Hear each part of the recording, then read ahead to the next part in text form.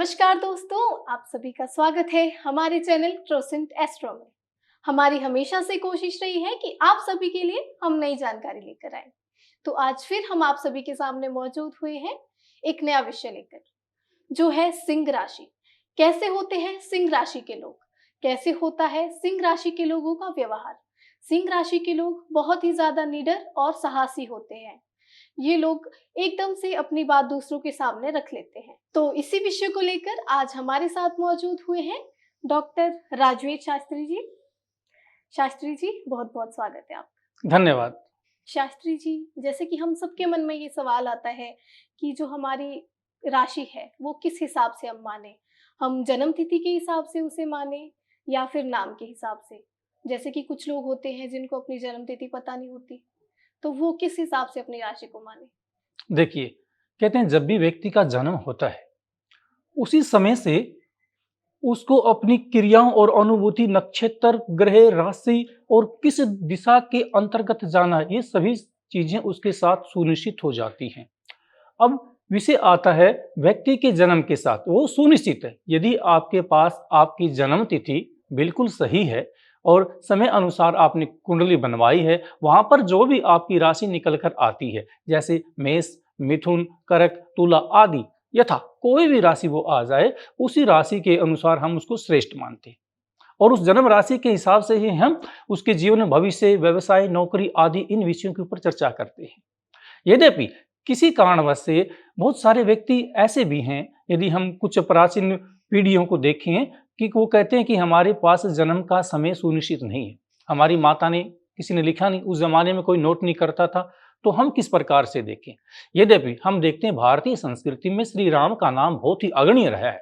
प्राचीन काल में क्या प्रथा थी कि रामायण का इतना ज्यादा प्रभाव पड़ा, लोगों ने अपने बच्चों के नाम इसी प्रकार रखने शुरू कर दिए। किसी ने राम कुमार, किसी ने रामचरण, किसी ने राम गोविंद, किसी ने राम मेहर, ऐसे ऐसे नाम रखे। ये भारतीय संस्कृति के ऊपर राम का प्रभाव पड़ा।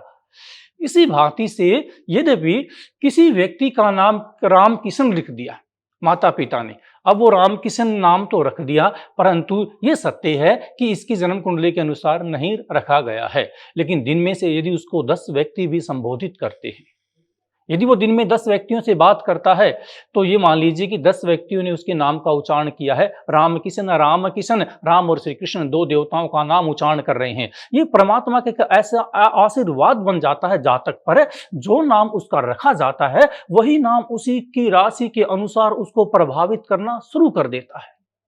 ये देव पद्धति है, जो भी नाम उसका रख दिया। अर्थात यदि आपके पास सुनिश्चित तिथि नहीं है जन्म की, तो आप अपने सामान्य जो माता पिता के द्वारा आपका नाम रखा गया है, उस नाम के पहले अक्षर के अनुसार ही आपने अपनी राशि को देखना है। जिस प्रकार से किसी कन्या का नाम सुलेखा है, सुलेखा जो शकार अक्षर है, हमारा कुंभ राशि के अंतर्गत रखा जाता है।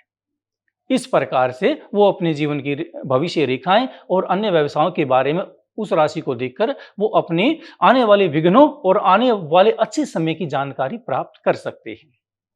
शुक्रिया शास्त्री जी, आपने हमारे दर्शकों को बहुत अच्छे से जानकारी दी है। तो अब हम बात करेंगे सिंह राशि के बारे में। शास्त्री जी, हमारे दर्शकों को आप बताइए कि सिंह राशि की प्रमुख विशेषताएं क्या होती है। देखिए, प्रत्येक राशि की अपनी अपनी प्रत्येक राशि की अपनी अपनी एक मुख्य विशेषता है। इसी भांति से सिंह राशि की भी अपनी एक मूल विशेषता है। सबसे पहले तो मैं ये बता दूं कि किन अक्षरों के प्रथम अक्षर के द्वारा और किसके नाम को निर्धारित किया जाता है। यदि हम नक्षत्र मंडल के अनुसार बच्चे की जन्म तिथि और समय के अनुसार देखते हैं नामकरण, तो हम सिंह राशि के अंतर्गत उन बच्चों को रखते हैं जिनके नाम का प्रथम अक्षर है मैं, मी, मू, मे, मो, टा, टी, टू, टे।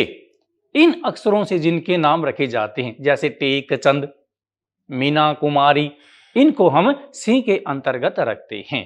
और ये व्यक्ति अपने कार्य के प्रति बहुत ही मजबूत होते हैं। ये जो मन में निर्धारित कर लेते हैं, उसको सफल बनाने के लिए अपनी पूरी ऊर्जा लगा देते हैं। ऐसा नहीं है कि इनके सामने असामर्थ्य नहीं आता, इनके जीवन में बहुत सारी कठिनाइयां भी आती हैं, परंतु इनका सबसे अच्छे स्वभाव का एक ये गुण है कि ये हमेशा प्रत्येक व्यक्ति के साथ अपने व्यवहार को हास्य विनोद में लेते हैं। अर्थात वो प्रसन्नचित्त मुद्रा में दूसरे के साथ बात करना चाहते हैं। इस राशि के व्यक्ति बहुत सारी बातें जो अपने हृदय के अंदर वासित कर रखते हैं उसे उद्घाटित नहीं करते, आम व्यक्ति के सामने अपनी बातें ये नहीं बताते। जो इनका अति प्रिय है उसी के सामने अपनी मन की वेदना का उद्घाटन करेंगे, उसी से कहेंगे। ये आम व्यक्ति के सामने विभेदीकरण नहीं करते, अर्थात ये बड़े संयमी होते हैं और धैर्य के साथ अपने कार्य को संवार लेते हैं। इसलिए सिंह राशि के व्यक्तियों को मूल रूप से भगवान शंकर की उपासना करनी चाहिए, ये सबके लिए विशेष है। जी पंडित जी, तो अभी आपने हमें बताया कि सिंह राशि वालों की प्रमुख विशेषताएं क्या होती है, तो अब आप हमें बताइए कि सिंह राशि वालों का व्यवहार कैसा होता है। सिंह राशि के जातकों के यदि व्यवहार की बात करें तो ये अपने व्यवहार में अतुलनीय आकर्षित होते हैं। यद्यपि ये किसी सभा में अपनी बात रखते हैं तो दूसरे व्यक्तियों को ये प्रभावित करने वाले होते हैं। दूसरी बात, इनके अंदर दया भाव होता है, परंतु दया भाव कई बार खंडित भी हो जाता है। उसके साथ कहते हैं जहां पर गुण होते हैं तो वहां पर दोष भी आ जाते हैं। ये कई बार क्रोध अवस्था में चले जाते हैं, जिससे स्वयं के ऊपर नियंत्रित न रहने से इनका दया भाव भी खंडित हो जाता है। परंतु ये हमेशा प्रयास करते हैं कि इनके हाथ से किसी का बुरा न हो, सभी व्यक्तियों का इनके हाथ से कल्याण ही हो। शुक्रिया पंडित जी। तो मेरा अगला प्रश्न आपसे ये है कि सिंह राशि वालों के करियर के लिए उन्हें क्या करना चाहिए, उनको सफलता पाने के लिए क्या करना चाहिए और उनके लिए कौन सा समय अच्छा रहता है। मैं अगर वर्तमान समय की बात करूं तो आने वाला 23 जनवरी 2024 का जो समय है उसके पश्चात जो काल अवधि चलेगी वो सिंह राशि वालों के लिए बहुत ही श्रेष्ठ है। यद्यपि किसी कारणवश से इनको अपने रोजगार या व्यवसाय में किसी प्रकार से कार्य ठीक गति से नहीं चल रहा है, कोई बाधा उत्पन्न हो रही है या कार्य में हानि हो रही है, तो सिंह राशि का स्वामी भगवान सूर्य है, जो कि सभी देव का देव माना गया, सभी ग्रहों में पूजनीय और श्रेष्ठ है। इसलिए सूर्य भगवान की उपासना सिंह राशि वाले व्यक्ति यदि करते हैं तो उनके जीवन में अनेकों बाधाएं, उनके रुके हुए कार्य संपूर्ण होने शुरू हो जाएंगे। सूर्य भगवान की उपासना के लिए मैं उनको मार्ग बता देता हूं। आप सभी ने प्रातःकाल स्नान के पश्चात जल का लोटा लेकर स्वयं भी जल पिए बिना निर्जला उपवास की भांति सूर्य देव को जल देना है। परंतु ये ध्यान रखें, सूर्य देव को जल समर्पित करें तो जल खाली ना हो। कुछ चावल या रोली, सिंदूर आदि या कुछ तुलसा के पत्ते आदि उसके अंदर समर्पित कर सकते हैं।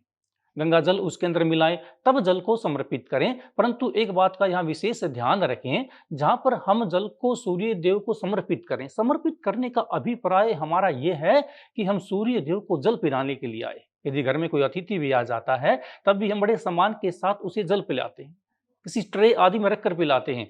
ये विशेष ध्यान रखना है, जहां भी हम सूर्य देव को जल समर्पित कर रहे हैं उस स्थान पर कोई किसी प्रकार का अशुद्ध स्थान न हो, कोई व्यक्ति जूते पहनकर न गुजरता हो। इसीलिए श्रेय कर यही है, यदि घर में कोई गमला है उसके अंदर कोई छोटा पौधा लगा है उसके अंदर आप जल दे सकते हैं, या पीपल का पेड़ देखकर उसकी जड़ के पास जाकर जल दे सकते हैं, या छत पर कोई ऐसा स्थान हो जहां पर गली से मार्ग से किसी पशु या व्यक्ति का आना जाना न लगा रहता हो। सवत शतान के ऊपर ही जल आपने सूर्य भगवान को देना है, क्योंकि जो सूर्य की लालिमा किरणें हमारी सृष्टि के ऊपर पड़ती हैं। क्योंकि ये कहा जाता है कि सूर्य भगवान जब प्रातः काल निकलते हैं तो रात्रि काल के अनेकों अंधकारों को काटते हुए समाज का जब ये भ्रमण चक्कर लगाते हैं तो प्रातः काल का जो समय है ये लाल अवस्था में होते हैं। और लाल अवस्था कब होती है? जब कोई व्यक्ति क्रोध में होता है। इसलिए पूरी प्रकृति, पूरा संसार प्रातः काल सूर्य देवता को जो उषा के साथ साथ चलता है, उस सुबह उठने के बाद उसे जल देता है कि आप अपनी लाली माँ को छोड़कर सामान्य रूप को धारण करें, अर्थात आप अपने जीवन से हमारे ऊपर प्रकाश की वर्षा करें। जो शक्ति आपके पास है, सवर्ण जैसे अश्व है, अश्व कहते हैं हम घोड़े को, घोड़े सूर्य देवता के हैं, भी सोने की वर्षा करो, आप हमारा कल्याण करो। ऐसे भाव के द्वारा सिंह राशि के व्यक्तियों को भगवान सूर्य की उपासना करनी चाहिए। इनके सभी रुके हुए कार्य सफल होंगे और रोजगार के मार्ग भी इनके सरल बन जाएंगे। धन्यवाद पंडित जी। तो अब हम बात करेंगे कि सिंह राशि वालों के लिए प्रेम और संबंध कैसे सफल रहेंगे। हम्म देखिए, कहा जाता है कि प्रत्येक मनुष्य एक किसी न किसी भाव के साथ अपना जीवन जीता है। कहते हैं वो कोई किसी को पूरे जीवन तक कोई वस्तु ना मिले वो रह सकता है। यदि किसी व्यक्ति के जन्म के पश्चात यदि हम उसे चारपाई न दें, कहें कि तुझे आजीवन तक भूमि पर वास करना है, उसकी मृत्यु नहीं होगी। उसकी मृत्यु नहीं होगी और उसे नीचे सोने की आदत भी पड़ जाएगी। इसी प्रकार के भाव से सिंह राशि के जो व्यक्ति हैं और प्रत्येक जो व्यक्ति का भाव है, कहता वो एक वस्तु के बिना तो रह सकता है, परंतु सृष्टि का कोई भी प्राणी प्रेम के बिना नहीं रह सकता है। उसमें चाहे कोई पक्षी है, चाहे कोई पशु है, या कोई घर में रह के आसपास रहने वाला कोई कुत्ता है। यदि आप किसी जानवर को, गाय को रोज अपने घर से रोटी देना शुरू करोगे, तो 3 दिन के बाद आप ये देखोगे कि वो पशु आपके घर के बाहर द्वार पर खड़ा हो जाता, उसी समय पर आकर।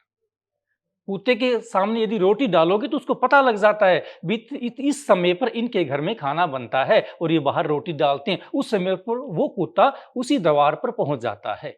ये क्या है? ये भावनात्मक पड़ाव है। ये मन की भावनाओं का पड़ाव है। कहते जब प्रेम के भाव को जानवर समझते हैं, पक्षी समझते हैं, तो मनुष्य क्यों ना समझे। अर्थात प्रेम के बिना मनुष्य का जीवन अधूरा है। परंतु यदि मूल रूप से हम सिंह राशि के व्यक्तियों की प्रेम संबंधित जीवन की बात करें, तो कहते हैं कि ऐसे इन व्यक्तियों का विवाह जो है वो 18, 20, 21 वर्ष की अवस्था में अर्थात शिगर होने की ज्यादा संभावना होती है।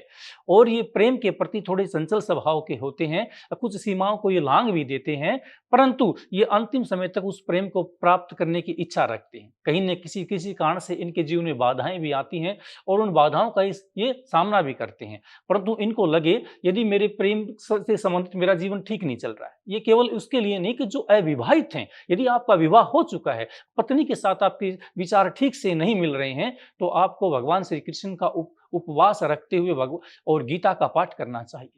कम से कम नित्य प्रातः उठकर भगवत गीता के 5 श्लोकों का अध्ययन करें, फिर देखें कि आपके जीवन में प्रेम का रस किस प्रकार प्रकट होगा। क्योंकि प्रेम के संबंध में, विवाह जीवन के संबंध में एकमात्र तीनों लोकों के मालिक देवकी नंदन भगवान श्री कृष्ण ही एक ऐसे देव हैं जो बिछड़े हुए के संबंधों को मिला देते हैं। क्योंकि प्रेम की लीला में श्री कृष्ण का नाम सभी देव में उत्तम है, और इन देवताओं के अंदर एक ही देव ऐसे हैं जो केशव हैं, जो 64 कलाओं से परिपूर्ण हैं। उनके बाद कोई थे तो राजा नल थे। इस प्रकार से सिंह राशि के व्यक्तियों को भगवान श्री कृष्ण का ध्यान करते हुए और अपने जीवन में प्रेम संबंधित, ये विवाह संबंधित आने वाली बाधाओं से वो छुटकारा पाकर अपने जीवन को अच्छा बना सकते हैं। और ये जब भी किसी का हाथ पकड़ते हैं तो आजीवन भर तक उसका साथ निभाने का प्रयास करते हैं, और उस प्रयास में ये अंतिम कोटि तक अपनी सफलता को प्राप्त करते हैं, जिसका साक्षात ये लोग साक्षी है। शुक्रिया पंडित जी। तो अब आप बताइए कि सिंह राशि वालों का स्वास्थ्य कैसा रहता है? अपने स्वास्थ्य को ठीक करने के लिए उन्हें क्या करना चाहिए? ये खुशमिजाज स्वभाव के तो होते ही हैं, और ये बड़े सचेत होते हैं अपने स्वास्थ्य के प्रति। ये खाने पीने की वस्तुओं का बड़ा ध्यान रखते हैं। ये कई कई बार वस्तु को त्याग करते हैं और उसके बाद ही उसका उपभोग करते हैं।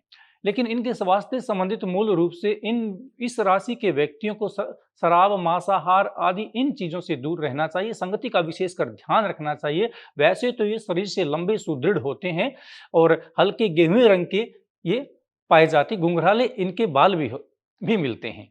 परंतु इनके ऊपर ज्यादा स्वास्थ्य पर कोई बुरा प्रभाव पड़ता है तो इनकी संगति के कारण पड़ता है। इन्हें अपने मित्रों के अच्छे और बुरे व्यवहार को ध्यान में रखते ही उसका ध्यान रखना चाहिए। इनको पेट से संबंधित और गले से संबंधित रोग होने की ज्यादा संभावना रहती है। इसलिए इनको अच्छा है चंद्र भगवान का उपवास करें, चंद्रदेव की शांति के लिए पाठ करें और रात्रि में चंद्र का ध्यान करें, जिनसे कि इनके उदर जो पेट संबंधित स्वास्थ्य की समस्याएं हैं वो भी ठीक हो जाएंगी और स्वास्थ्य इनका उचित रहेगा। सामान्य रूप से ये 80-85 वर्ष तक इनका ये अपना जीवन यापन करते हैं। कोई अलौकिक हो तो वो 100 वर्ष तक भी जीवन जी सकता है। इसलिए इनके स्वास्थ्य को हम ऐसा नहीं कहेंगे कि राशि वाले ये समझे कि हम उसको बुरा कहते हैं। नहीं, इनके जीवन में कुछ उतार चढ़ाव जो पेट संबंधित रोगों का है, बाकी सामान्य इनका जीवन रहेगा, ज्यादा विपत्तियों का सामना नहीं करना पड़ता। परंतु इससे पृथक विषय है, यदि वो इस दिशा से हटकर अपने सामान्य जीवन को छोड़कर मदिरापान आदि कुव्यवहार करते हैं, कुभोजन का ग्रहण करते हैं, इसलिए उनकी आयु में हानि होती है। वो 50 और 60 के बीच में भी उनके लिए घातक सिद्ध हो सकती है। इसलिए इन्होंने अपने व्यवहार और अपने खान-पान का विशेष ध्यान रखना चाहिए। धन्यवाद पंडित जी, आपने हमें अपना कीमती समय दिया, उसके लिए आपका बहुत-बहुत धन्यवाद। अभिवादन है आपका। मैं आशा करती हूँ कि आप सभी को हमारा ये कार्यक्रम अच्छा लगा होगा। अगर आपको हमारी ये वीडियो अच्छी लगी है तो कमेंट बॉक्स में ज़रूर बताएं और हमारे साथ इसी तरह नई जानकारी जानने के लिए जुड़े रहिए क्रोसेंट एस्ट्रो पे। धन्यवाद।